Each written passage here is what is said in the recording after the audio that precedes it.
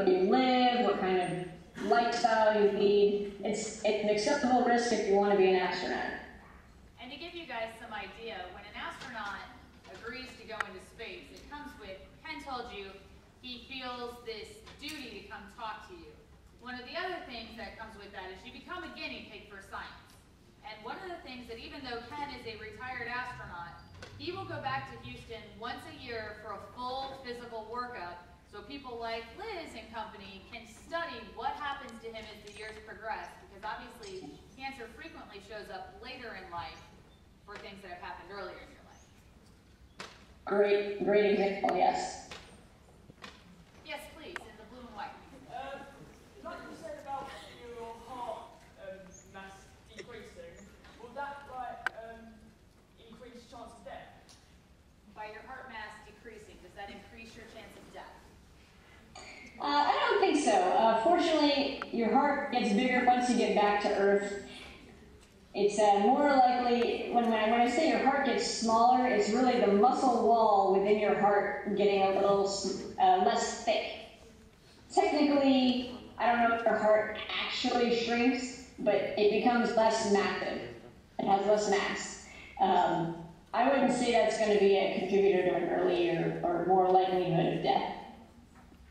Yes, please. Are NASA going to potentially develop an artificial gravity space shuttle or something like that to prevent all of these effects from space travel happening?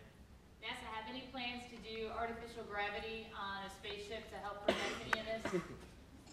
I wish we did. Artificial gravity has been studied. We've looked at how centrifugation can prevent some of these changes. We haven't seen an absolute winner, but we have seen some promising results using centrifuges. The problem with centrifuges is they're an engineering problem to add to a spacecraft. I think that if we were to go to Mars today, I would want to bring it, if I were going, I would want a centrifuge, because you're going to have to bring your own water, you're going to have to bring your own air, you're going to have to bring your own food. I think you should bring a little gravity along with you to help protect you. Alternatively, go to Mars a lot faster. If we can get to Mars quicker than 6 months, I would go without a centrifuge. But until we have a faster engine, artificial gravity may be the way to go. That's my opinion only, not the feelings of NASA necessarily. And as Liz is saying, it's a cost benefit. A centrifuge will is massively heavy, and so you have to have a vehicle that can launch everything else you need and the centrifuge. So that's one of the key problems with that. Yes, please, Jan. How long, if you're going to space, how long do you have any damage to your body or health? How long does it take for you to start seeing these damages once you're in space? Is 2 weeks enough? Is it a month? You would be shocked. And I was shocked when I first started seeing very early results. The cardiovascular changes happen immediately while you're this is going to sound weird, but while you're even on the launch pad. You're not in space yet, but your legs are up above your head. That shift of fluids all the way to your face starts when you're on the launch pad. But the brain lecture that you're going to have on Wednesday will start to show you just how quickly and how plastically adaptive the human body is. Those changes start happening immediately. Even the bone will start happening immediately. You couldn't measure those changes, but the hormones in your body, you'll start to see increased calcium in the blood within a day or two of being in space. So these are very fast changes that happen. Anyone else? Yes, please. If man were to live in space, what sort of physiological changes would you expect to see? You would probably live for years. If man were to live in space, what physiological changes do you think you'd see over time, like evolution of, Yeah, I get asked that a lot, and I don't know. That's for you guys to figure out. I like that answer. I got time for one more question. One more? Yes, please. What if you were born in space? Would you do that thing? your kids have to be? What if you were born in space? What? With those things up to your body. Okay, you're going to have to put your hand away from your mouth and talk a little bit louder on the last part. What What would happen to your body if you were born in space?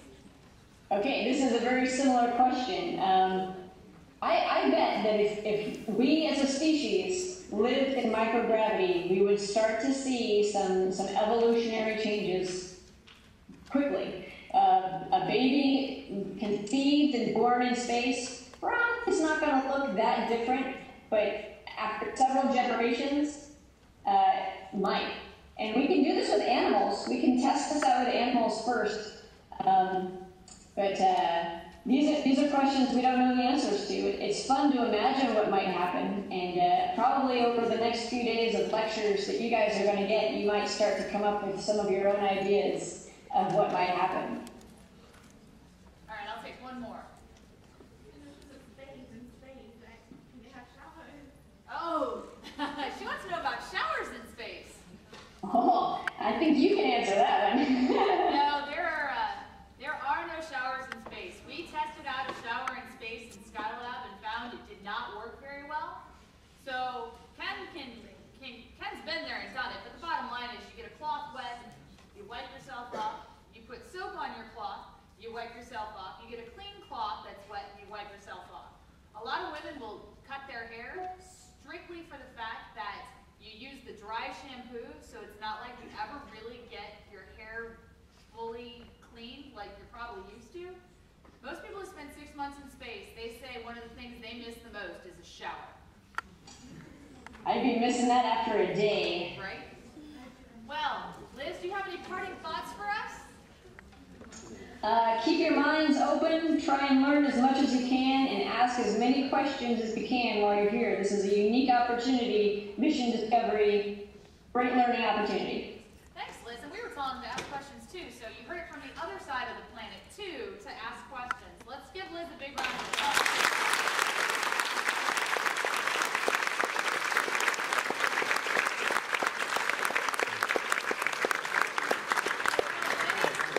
Many thanks, Liz. I know it's morning there, and I know you've got work to do, so thank you. And I do just want to point out, for all the people who have given me grief this week for using a Mac, that Skype is a Windows-based product. How many issues did we have? And we went to FaceTime, and oh wait, the Mac product works. So, Steve, I'm looking at you. Thanks, Liz. I'll talk to you soon. I'll see you soon, I hope. Cheers. Take care. Have fun. Bye-bye.